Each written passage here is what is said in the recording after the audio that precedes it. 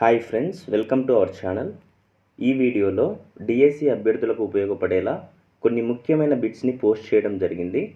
మీకు ఇంకా ఏమైనా టాపిక్స్కి సంబంధించిన వీడియోస్ కావాలంటే కామెంట్ చేయండి. అలాగే మీరు ఏ స్టేట్కి చెందినవారో, ఏ ఎగ్జామ్కి ప్రిపేర్ అవుతున్నారో కూడా కామెంట్ చేయండి.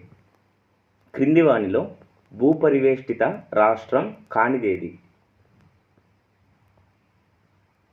Answer third one, Andhra Pradesh.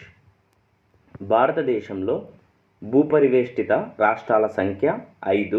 అవి మధ్యప్రదేశ్, ఛత్తీస్గఢ్, జార్ఖండ్, హర్యానా మరియు తెలంగాణ.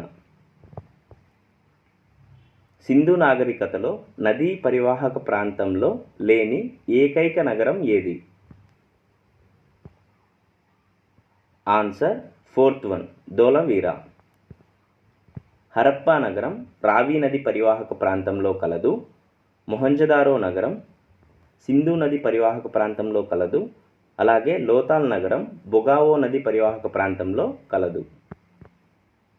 నీటిలోని చేపపిల్ల వాస్తవం కంటే దగ్గరగా ఉన్నట్లు కనిపిస్తుంది. దానికి కారణం ఏమిటి? ఆన్సర్ ఫస్ట్ వన్, కాంతి వక్రీభవనం. పక్షి గుడ్ల యొక్క అధ్యయనాన్ని ఏమంటారు?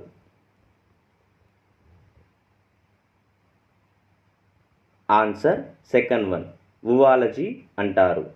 పక్షుల యొక్క అధ్యయనాన్ని ఆర్నిథాలజీ అని, పక్షి గూళ్ళ యొక్క అధ్యయనాన్ని నిడాలజీ అని, పక్షి రెక్కల యొక్క అధ్యయనాన్ని థీరాలజీ అని అంటారు. కేంద్ర లెజిస్లేటివ్ కౌన్సిల్లో 3 భారతీయులకు అవకాశం కల్పించిన చట్టం ఏది? ఆన్సర్ సెకండ్ వన్, 1861 కౌన్సిల్ చట్టం. 1853 చార్టర్ చట్టం ద్వారా కేంద్రంలో లెజిస్లేటివ్ కౌన్సిల్ను ఏర్పాటు చేశారు. లెజిస్లేటివ్ కౌన్సిల్ అనగా శాసన శాఖ.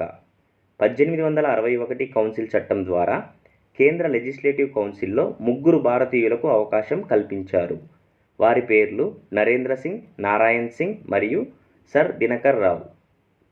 1892 కౌన్సిల్ చట్టం ద్వారా కేంద్ర లెజిస్లేటివ్ కౌన్సిల్లో భారతీయుల సంఖ్యను 3 నుండి 6కి పెంచారు. 1909 కౌన్సిల్ చట్టం ద్వారా కేంద్ర లెజిస్లేటివ్ కౌన్సిల్లో భారతీయుల సంఖ్యను 6 నుండి 60కి పెంచడం జరిగింది. ప్రజలపై అనేక పన్నులు రద్దు చేసి సుంగం తివర్త అను బిరుదు తీసుకున్న చోళరాజు ఎవరు?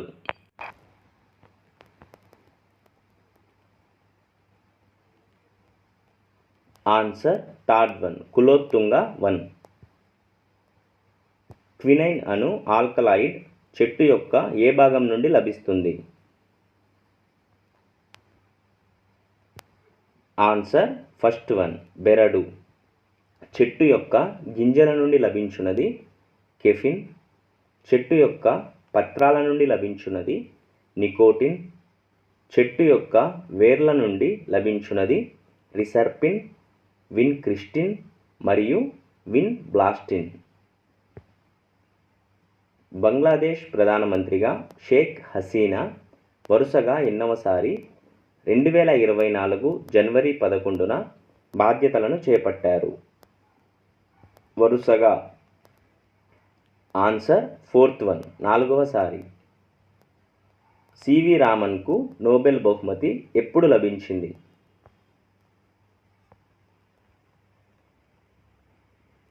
Answer third one, 1930. బన్నేర్ఘాట్ జాతీయ పార్కు ఏ రాష్ట్రంలో ఉంది?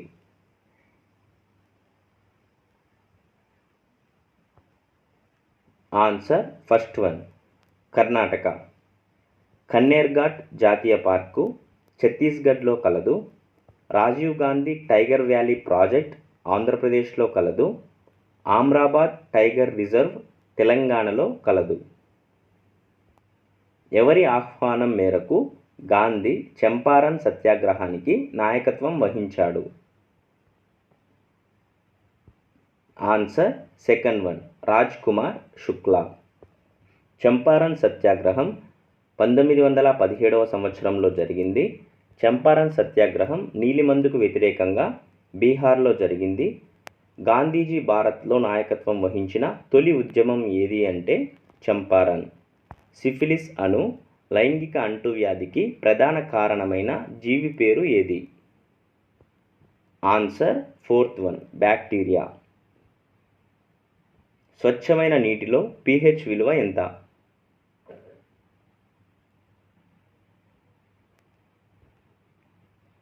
Answer 3rd one 7. వర్షపు నీటిలో pH విలువ 5.6, పాలలో pH విలువ 6.4, అలాగే క్లోమరసంలో pH విలువ 8. ఎండోమెట్రియం పొర దేని చుట్టూ ఏర్పడుతుంది?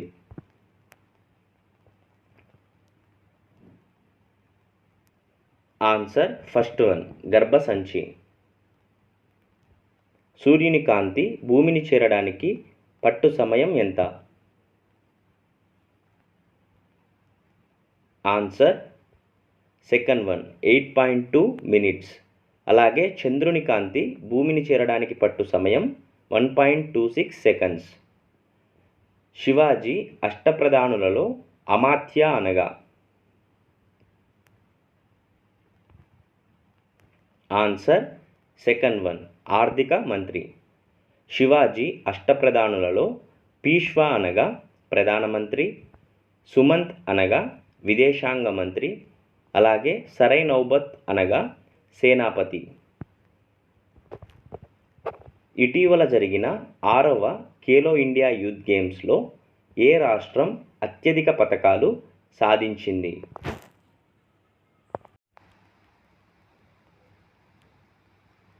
Answer 1st one Maharashtra. 6వ ఖేలో ఇండియా యూత్ గేమ్స్ను తమిళనాడులోని చెన్నై, మదురై, తిరుచి మరియు కోయంబత్తూర్ నగరాల్లో నిర్వహించారు. మహారాష్ట్ర 158 పతకాలతో మొదటి స్థానంలో నిలిచింది. తమిళనాడు 2వ స్థానంలో నిలిచింది. తెలంగాణ 6వ స్థానం, అలాగే ఏపీ 13వ స్థానంలో నిలిచాయి. ప్రవేశికను భారత రాజ్యాంగానికి ఆత్మ వంటిది అని పేర్కొన్నది ఎవరు? Answer 2nd one Thakur Das Bhargava. SM Sikri స్వాతంత్రపు హక్కును భారత రాజ్యాంగానికి ఆత్మ వంటిదని పేర్కొన్నాడు.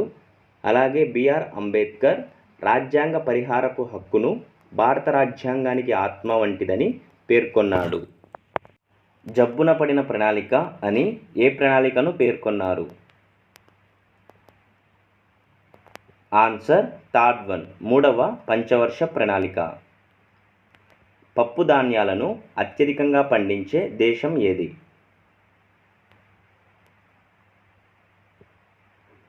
Answer 4th one India. ప్రపంచ పప్పు ధాన్యాల దినోత్సవాన్ని ఫిబ్రవరి 10న నిర్వహిస్తారు.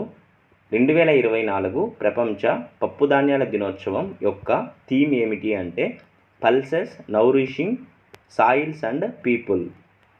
పప్పు ధాన్యాలు లెగ్యూమ్ మొక్కల కుటుంబానికి చెందిన మొక్కలు. లెగ్యూమ్ మొక్కల వేర్ల బుడిపెలలో ఉండే బ్యాక్టీరియా ఏది అంటే రైజోబియం బ్యాక్టీరియా. పప్పు ధాన్యాలను అత్యధికంగా ఉత్పత్తి చేసే భారతదేశంలోని రాష్ట్రం ఏది అంటే మధ్యప్రదేశ్. క్రింది వానిలో ఏ ప్రాంతాన్ని పోర్చుగీస్ వారు ఆంగ్లేయులకు వరకట్నంగా ఇచ్చారు?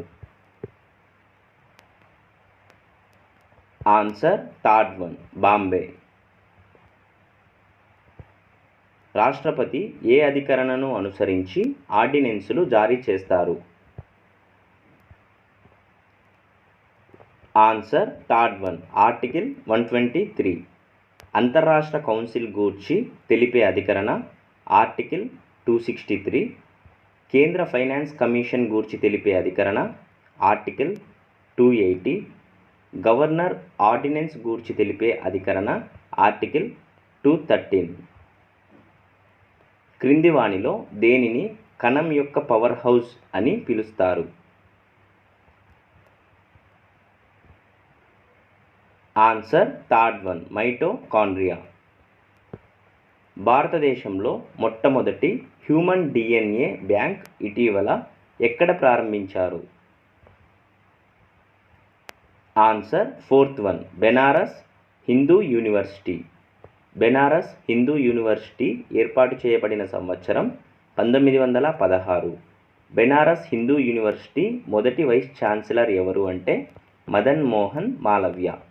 మదన్ మోహన్ మాలవ్య గారి బిరుదు ఏమిటి అంటే మహామాన్య. తడిగా ఉన్నప్పుడు ఉబ్బి పొడిగా ఉన్నప్పుడు బీటలు వాలే నేల ఏది? ఆన్సర్ థర్డ్ వన్, నల్లరేగడి నేల. నీటిని అధిక శాతం నిల్వ ఉంచుకునే నేలలు నల్లరేగడి నేలలు. అలాగే పత్తి పంటకు అనుకూలమైన నేలలు నల్లరేగడి నేలలు.